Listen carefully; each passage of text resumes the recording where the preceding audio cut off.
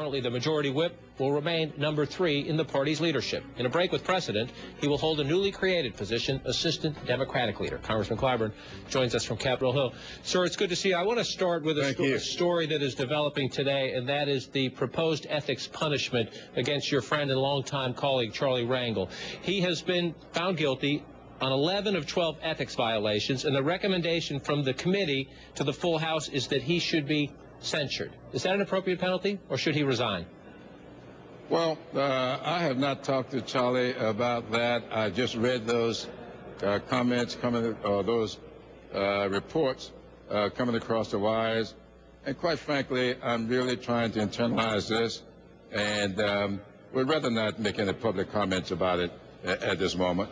He complained that he has been treated unfairly by the committee. Do you see any evidence of that? Oh, I don't know about that. I saw his comments on a couple of days ago. I think it had to do with the process on the day he showed up without counsel as to whether or not they should go forward. I don't know about that. This has gone on for a couple of years now, and I do believe that it would serve no useful purpose for me to pass any judgment on that. All right, let's move on to your new challenge and your new position. There have been a number of people in the party. We had Congressman Peter DeFazio, a longtime colleague and friend of yours in the program last night, who have said, you know what, we just suffered a pretty historic drubbing here. The Republicans won 61 net seats in the House, and yet we are putting forward the exact same leadership team led by Nancy Pelosi. You're a member of that team, sir, so maybe it's foolish for me to even ask the question. But do you understand the critics who say, how can we suffer such a drubbing, and then say, let's stay with the same team? Well, I certainly understand that. And a lot of criticism may be uttered and should be received by all of us. I don't mind being critiqued, but I do believe that we should be honest with ourselves when we talk about what really contributed to all of this. I've never seen it anywhere when the experts did not say that when you're in the incumbent and you're facing 10% unemployment, those headwinds created from that are pretty significant and very hard to overcome. And so I don't care who may be at the helm.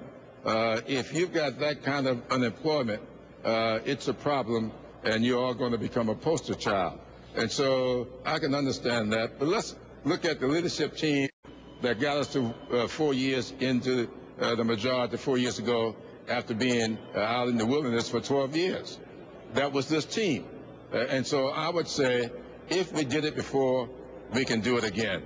Well, let me ask you first a question looking back at the campaign, then a question looking forward to your new responsibility. Looking back a little bit, many of your colleagues have said, you know, for all the people saying it's Nancy Pelosi's fault, that maybe they should look down the road, look up Pennsylvania Avenue to the White House. Many Democrats complaining that in some of his policy choices before the election, and then in the way the White House acted during the campaign, that the president put his own interests ahead of the party's interests. Do you buy that?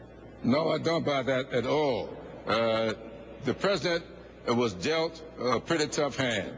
And people say it's time for us to accept responsibility and stop blaming the past. Well, the fact of the matter is, we did stop the hemorrhaging of 800,000 jobs a month.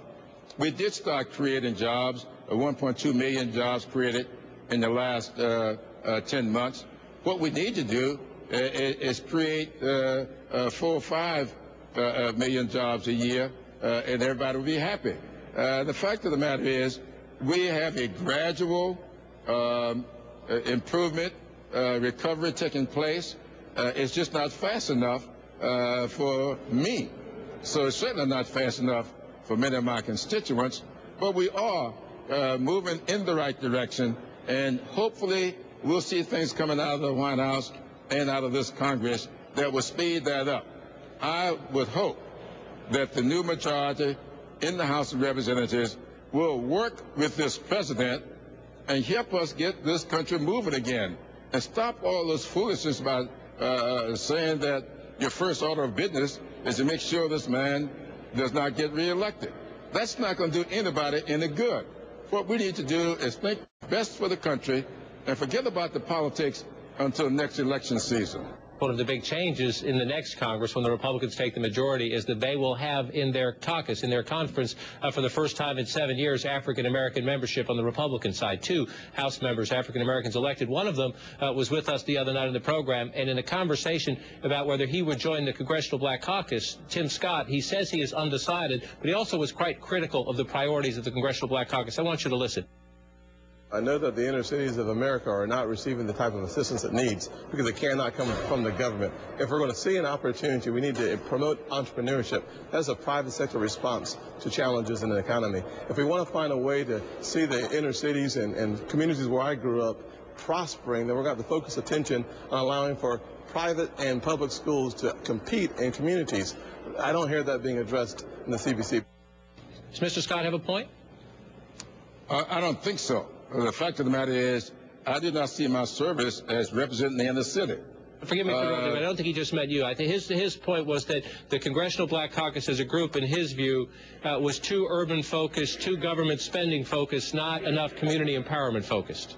Well, that's exactly what I thought when I went into the caucus, and that's why I go into the caucus. I'm not going to stand outside and criticize. I go in there, I sit around that table, and I make the case for the communities that I represent. And I would say to Tim Scott, a very fine young man, I know him very well. He and my daughter are great friends. I would say, please come into the caucus, help make the case for rural South Carolina. I would love to have some company there to help so they would know that it comes in a bipartisan way. So I would extend the hand of friendship to him, and I hope he would join the caucus. I don't agree with everybody in the caucus all the times. We have very spirited discussions in the Congressional Black Caucus. And so this notion that all of us think the same way is just not true. We are not monolithic by any means. We have rural communities and interests being discussed in that caucus, as well as urban. And so I would say to him, come join us, help us move the country in the way it should go. I think he'll find the service there very stimulating and very helpful. Congressman Clyburn, thanks for your time.